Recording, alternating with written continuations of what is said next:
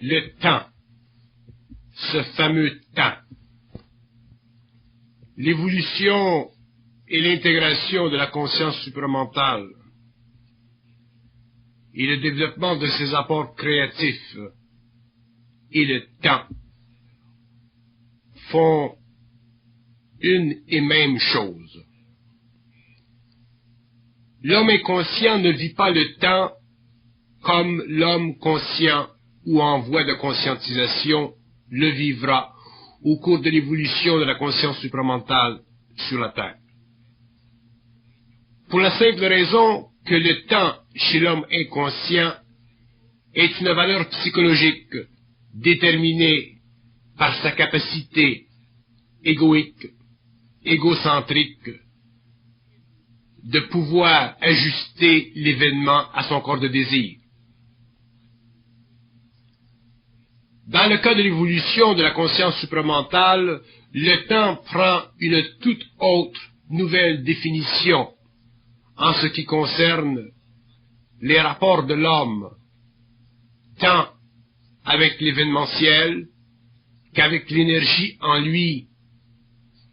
qui devient de plus en plus, et évidemment de plus en plus, la force dirigeante, créative, de la totalité de sa conscience humaine. De sorte que l'homme conscient, l'homme de la prochaine évolution, réalisera que la compréhension du temps, la compréhension de la relation entre la vibration créative de sa conscience supérieure avec l'événement est une condition absolument essentielle, condition qui lui permettra, au fur et à mesure qu'il pourra intégrer l'énergie avec sa conscience humaine, situation qui lui permettra de comprendre que la vie ne peut pas être manifestée créativement en fonction des désirs de l'ego, mais qu'elle ne peut être manifestée créativement qu'en fonction de ce temps qui fait partie du mouvement de l'énergie à travers l'homme et qui, de par sa puissance, a tendance à neutraliser les ambitions astralisées, égoïques, personnalisées de la conscience humaine, non encore ajustées à sa résonance supramentale. Le temps est évidemment une des grandes sources de souffrance sur le plan créatif pour l'homme conscient, pour la simple raison que ce dernier s'aperçoit, au fur et à mesure où il se sensibilise à l'énergie créative de sa conscience,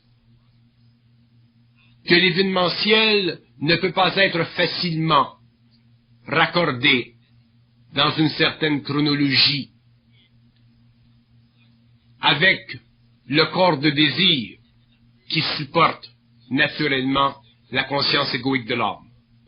Autrement dit, la compréhension véritable de la nature du temps, c'est-à-dire la capacité chez l'homme de se rendre compte, si vous voulez, du fait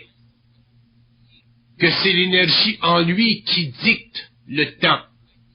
de l'événementiel. Cette réalisation pour l'homme nouveau fait partie de la conscience fondamentale de son rapport avec sa conscience universelle. La conscience du temps, la réalisation du temps, l'attention du temps, la souffrance même qui vient de ce temps, qui souvent est plus long que l'on ne le désire, fait partie de l'ajustement des corps de l'homme et fait essentiellement partie de la réorganisation psychique et vibratoire de sa conscience qui doit ultimement en arriver à être parfaitement ajustée au temps dicté vibratoirement par son énergie créative. Comment l'homme conscient de demain pourra-t-il vivre l'événementiel en fonction d'une conscience de temps ajustée, si, au cours de son évolution, au cours de sa transmutation, il ne réalise pas, il ne souffre pas de cette tension que crée en lui le temps, tension qui naît du fait que son corps de désir n'est pas suffisant à créer ce que son mental, lui, peut facilement sentir, et je dirais même pressentir. Il est évident que la conscience supramentale et le temps font une même chose. Ils sont unifiés. Ils font partie d'une même réalité. Et cette conscience supramentale qui vibre à l'énergie s'aperçoit au fur et à mesure que l'évolution se fait et que la résonance chez l'homme s'ajuste, s'aperçoit que effectivement tout dans le temps vient à l'homme et tout dans le temps vient à lui d'une façon parfaite, c'est-à-dire d'une façon qui n'est pas sujette, si vous voulez, à une perte d'énergie. Pourquoi le temps est si important? Pourquoi l'homme supramental découvrira-t-il que l'énergie en lui, lorsqu'il en est sensible, devient de plus en plus capable de retarder ou de sembler retarder le déroulement de l'événementiel? Parce que l'homme doit apprendre, l'ego doit apprendre à être en harmonie vibratoire avec lui-même, c'est-à-dire qu'il doit apprendre à être capable de supporter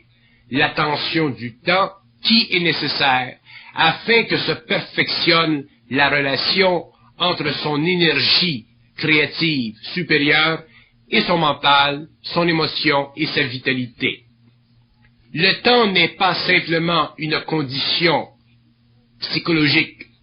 de chronologie quelconque.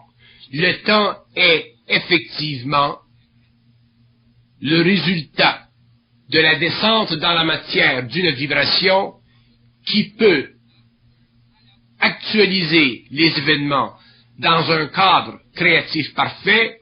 ou actualiser les événements dans un cadre créatif imparfait si l'ego, à cause de son impatience, à cause de ses illusions, à cause de son manque de résonance, veut aller plus vite que le temps lui-même. Il est effectivement réel que la conscience supramentale, que la créativité de l'homme mental supérieur ne peut pas se manifester dans sa perfection avant un certain temps, c'est-à-dire avant que certains événements aient été suffisamment avancés dans la programmation créative de cette énergie pour que l'homme puisse facilement faire ce dont ou ce quoi il doit faire sans perte d'énergie. Et c'est la réalisation de l'importance du temps dans la vie de l'homme qui lui fera faire des choses sans qu'il perde de l'énergie, autrement dit, sans qu'il souffre de sa conscience créative. Et l'homme supramental qui ne comprendra pas ceci souffrira toujours de sa conscience créative parce que cette dernière, dont il percevra certains aspects, ne pourra pas lui donner le rendement équivalent à ce que son mental lui préconise, de sorte que l'homme souffrira de certaines actions qui avaient été commises en dehors du temps, c'est-à-dire en dehors de cette situation chronologique créée par l'énergie et l'événementiel. L'être humain n'est pas simplement un ego, l'être humain est aussi une dimension psychique supérieure, et la dimension psychique supérieure est la source de son énergie créative, et l'ego est le pôle opposé et réceptif à cette énergie. Et l'ego doit apprendre difficilement à travailler avec le temps parce que il n'est pas habitué, de par l'évolution, de par le mode de vie mécanique de l'homme, à agir en fonction de son énergie créative, il a toujours été habitué à agir en fonction de son corps de désir, qui mutile l'énergie créative, il lui donne une forme qui n'est adaptable que d'une façon temporaire, transitoire, à un mode de vie qui devait, ou qui devrait, dans un sens, être permanent et aussi accumulatif dans sa permanence. Si l'homme créatif, si l'homme supramental veut créer, ce qu'il peut faire avec grande facilité, il lui faut apprendre à travailler avec le temps. Il lui faut apprendre à pouvoir supporter le taux vibratoire de son énergie, c'est-à-dire la tension qu'elle crée en lui, afin que se situent, que se placent dans sa vie les éléments nécessaires, essentiels,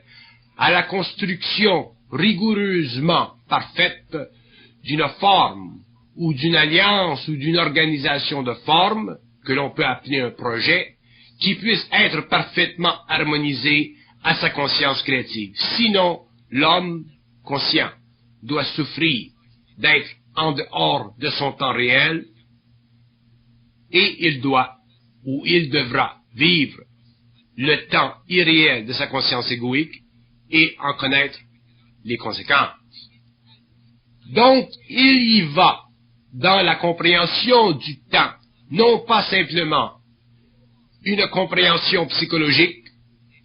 non pas simplement une compréhension de patience, mais aussi une compréhension qui mène l'homme à pouvoir prendre conscience d'un état intérieur qui doit être suffisamment solide, suffisamment monolithique, suffisamment tempéré, pour que le temps puisse agir pour l'homme au lieu que le temps agisse contre l'homme. La grande difficulté de l'homme inconscient, c'est que le temps agit contre lui. Et c'est pour ça que l'homme souvent sera porté à dire « Ah, j'ai eu de la chance » ou « j'ai eu de la malchance ». Lorsqu'il a eu de la chance, c'est parce qu'il croit que le temps a agi pour lui. Et lorsqu'il a eu de malchance, c'est que le temps n'a pas agi pour lui. Mais l'homme conscient ne peut pas fonder sa vie sur la chance ou la malchance. Il ne peut fonder sa vie que sur la créativité. Il ne peut fonder sa vie que sur l'appointement précis d'un événement qui coïncide parfaitement avec son énergie créative et qui donne conséquemment à sa vie une capacité d'être manifestée d'une façon qui convient parfaitement à la conscience universelle en lui et aussi à la perception de cette conscience sur le plan de l'ego. Donc, la conscience du temps va beaucoup plus loin que la simple compréhension psychologique de son principe. Elle va beaucoup plus loin que la simple compréhension psychologique de la valeur de la patience. La conscience du temps doit être amenée chez l'être humain conscient de demain à un niveau de réalisation tellement aiguisé, tellement aigu, que l'homme puisse, sur le plan égoïque, ne pas sentir de défaillance, ne pas sentir d'impuissance, ne pas sentir de manquement, ne pas sentir aucunement d'impossibilité parce que le temps encore n'est pas venu pour la manifestation sur le plan matériel d'une certaine créativité quelconque. Et lorsque l'homme sera habitué à ceci, lorsqu'il aura compris vibratoirement que la nature du temps fait partie du mouvement de l'esprit et qu'elle ne fait pas partie des dimensions psychologiques de l'ego, l'homme aura réalisé à ce moment-là que le temps est extrêmement important pour lui permettre de faire des choses sur le plan matériel qui ne soient pas équivoques, qui ne soient pas débalancées, qui ne soient pas avant leur temps, donc qui ne soient pas imparfaites et qui puissent garder la valeur de la permanence, valeur qui permettra à l'homme de s'enrichir au lieu de s'appauvrir, c'est-à-dire d'agrémenter constamment sa vie avec une plus grande abondance, pourvu qu'il soit capable de vivre sa vie matérielle en fonction des lois de l'énergie et non pas en fonction du corps de désir qui travestit ces lois et qui introduit dans toute cette phénoménologie interne de l'homme des paramètres qui ne font pas partie de sa réalité, mais qui font partie de son impatience, de son impuissance, de son égoïcité, de son manque de conscience réelle, qui s'évertue à faire des choses avant que l'esprit, à travers l'ego, puisse les rendre concrètement admissibles dans un plan de vie créatif qui convient parfaitement à l'homme et aussi aux forces d'évolution. Mais l'homme conscient se dira, mais oui, mais attendre et attendre et attendre. Il faut quelque part que je fasse descendre ma volonté. Ce n'est pas en relation avec le temps que l'homme doit faire descendre sa volonté. C'est en relation avec les forces en lui qu'il colore et qu'il empêche de réaliser qu'il doit faire descendre sa volonté. Autrement dit, si l'homme colore en lui les forces, quelque part il doit faire descendre sa volonté, c'est-à-dire qu'il doit dépasser la condition psychologique de son moi pour se rapprocher de son centre d'énergie créative afin de faire descendre cette énergie sur le plan matériel. Ça, c'est l'ouverture du canal. Donc, l'homme ouvre son propre canal à des possibilités créatives.